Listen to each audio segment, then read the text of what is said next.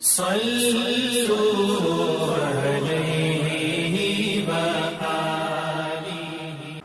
اللہ الرحمن الرحیم۔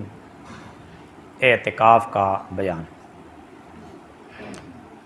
رمضان شریف کی خصوصی عبادات میں سے، خصوصی معمولات میں سے اعتکاف بھی ہے۔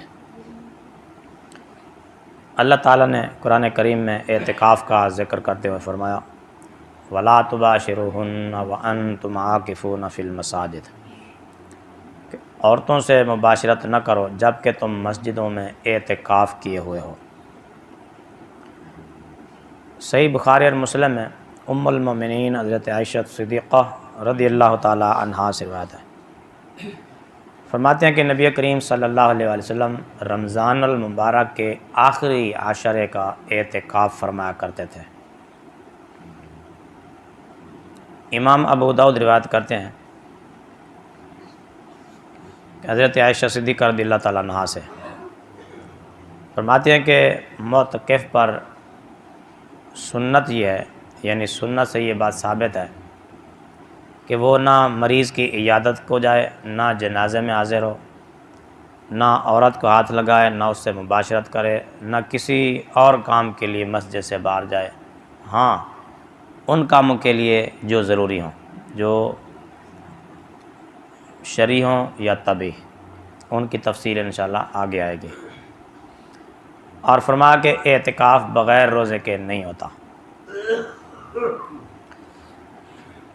حضرت ابن عباس رضی اللہ تعالیٰ عنہما سے روایت ہے کہ نبی کریم صلی اللہ علیہ وآلہ وسلم نے فرمایا معتکف گناہوں سے باز رہتا ہے اور اسے اس قدر نیکیوں کا ثواب ملتا ہے گویا کہ اس نے تمام نیکیاں کی ہیں۔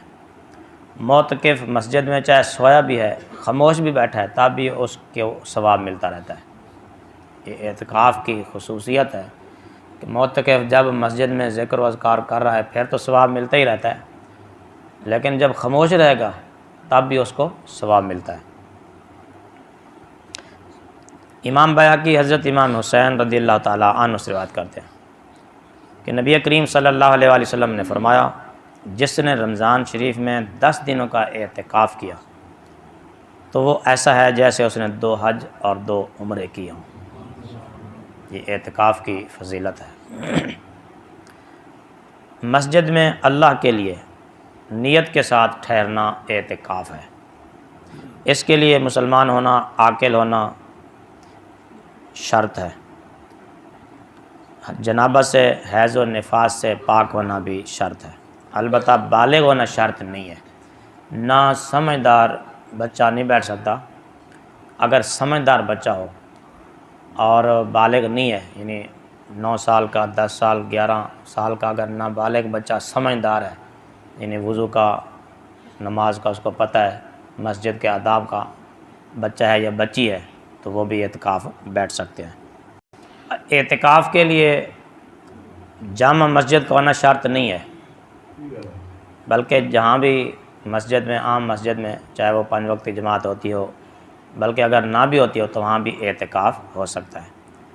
خصوصاً آج کل بہت ساری مسجدیں ایسی بھی ہیں، خصوصاً دیہاتوں میں، بستیوں میں، چوکوں میں، چھوٹی چھوٹی مسجدیں جہاں نہ امام مقرر ہوتے ہیں، نہ مؤذن ہوتے ہیں، یعنی جماعت نہیں ہوتی، تو وہاں پر بھی اعتکاف ہو سکتا ہے۔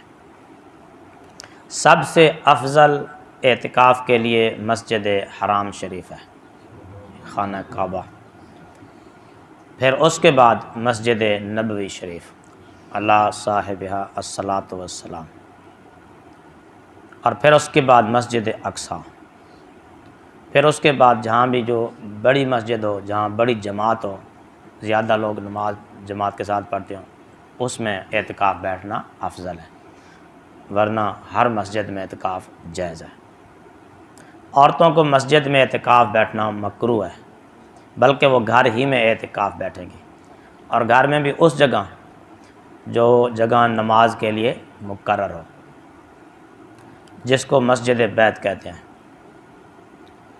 اور بلکہ پہلے کئی بار میں بتا چکا کہ سنت یہ ہے کہ گھر کے اندر بھی مسجد کے لیے، نماز کے لیے ایک مخصوص جگہ ہونی چاہیے، جہاں عورتیں نماز پڑھیں، اور مرد حضرات بھی نفل سنت وہاں پڑھیں۔ مردوں کو بھی نفل سنت گھر میں پڑھنا افضل ہے، بشرطے کہ گھر کا ماحول پرسکون ہو، نماز پڑھنے میں ان کوئی افراتفری نہ ہو، بچوں کا شور شرابہ نہ ہو، توجہ ادھر ادھر نہ ہو، یا مسجد سے گھر تک جاتے ہوئے اور کاموں میں مصروف ہونے کا اندیشہ نہ ہو، تو پھر مردوں کو بھی افضل طریقہ یہ ہے ان کے لیے بھی کہ وہ سنت نفل یعنی فرض صرف مسجد میں پڑھیں، بقیہ نماز گھروں میں ادا کریں۔ اور اگر گھروں میں ماحول اس طرح کا نہیں ہے کہ وہاں پرسکون طریقے سے بندہ نماز پڑھ سکے، تو پھر مسجد ہی میں پڑھنا افضل ہے۔ نماز کے لیے جگہ مقرر ہو گھر میں، خواتین وہاں پر بیٹھیں گی۔ اگر بالفرض جگہ مقرر نہیں بھی ہے تو اعتکاف کے لیے کوئی جگہ مقرر کر سکتی ہیں، کمرہ، برآمدہ، یا موسم کے مطابق صحن جہاں بھی مناسب سمجھیں تو وہ جگہ مخصوص کر لیں، وہیں پر وہ اعتکاف کر سکتی ہیں۔